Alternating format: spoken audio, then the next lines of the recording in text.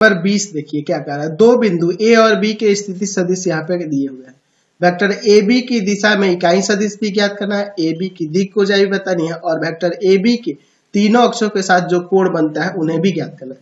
तो सिंपल अगर हम लोग वेक्टर ए बी निकाल दें और ए बी वेक्टर निकालने के बाद उसका यूनिट वेक्टर निकाल दें तो सब कुछ जो जो कह रहा है वो आसानी से हम लोग निकाल सकते हैं। तो हमारे पास ए का स्थिति सदिश दिया है, तो इसे मैं वेक्टर ओ ए लिख देता हूं। तो क्या दिया है यहाँ पर, दिया है आई कैप प्लस में जे कैप और प्लस में आपका के कैप। उसी तरह से बी का स्थिति सदिश दिया है तो मैं वेक्टर ओ भी लिख देता हूं। वह क्या हो जाएगा 5 आई कैप माइनस में 3 जे कैप और प्लस में के कैप।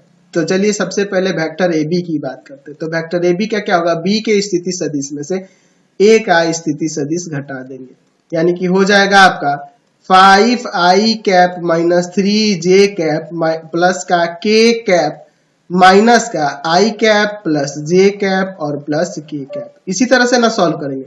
चलिए इसको सॉल्व करें तो वेक्टर ए बी बराबर में हो जाएगा 5 आई कैप माइनस का 3 जे कैप और प्लस का के कैप माइनस आई कैप माइनस जे कैप माइनस के कैप। ब्रैकेट हटाए तो साइन बदल गया, यहाँ के कैप कट जाएगा। वेक्टर ए बी बराबर में यहां से आ जाएगा आपका 4 आई कैप और माइनस का 4 जे कैप, यही ना हो जाएगा आपका, समझ रहे हैं ना। चलिए अब इसके बाद देखिए वेक्टर ए बी आ गया तो अब इसका मैग्नीट्यूड निकालना होगा तब ना इसका यूनिट वेक्टर निकालेंगे। तो रूट अंडर 4 का स्क्वायर प्लस माइनस 4 का स्क्वायर, तो ये रूट 16 प्लस 16 32 यानी कि 4 रूट 2 आ जाएगा। चलिए तो मैं यूनिट वेक्टर की बात करूं तो क्या हो जाएगा 1 by magnitude of A B और इंटू में वेक्टर ए बी। तो 1 बाई 4 रूट 2 इंटू कर देंगे 4 आई कैप माइनस 4 जे कैप से।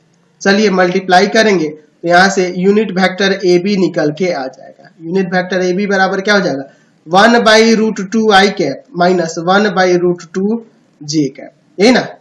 अच्छा तो यूनिट वेक्टर हमारा यहाँ पर आ गया, ये यूनिट वेक्टर ए बी है।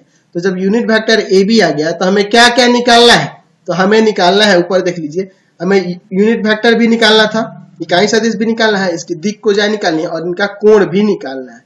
ठीक है, तो हमने तो इकाई सदिश तो निकाल ही दिया, अब इसके क्या निकालना है, तो हमें दिक कोज्याएं निकालनी है। तो दिक कोज्याएं की बात करें, दिक कोज्याएं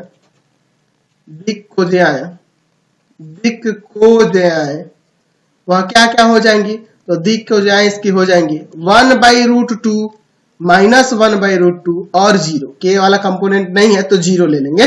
ठीक है, चलिए अगर बात करें अब इसके कोण की x अक्ष y अक्ष और z अक्ष के साथ, तो मान लेते हैं माना वेक्टर ए बी x अक्ष y तथा z अक्ष के साथ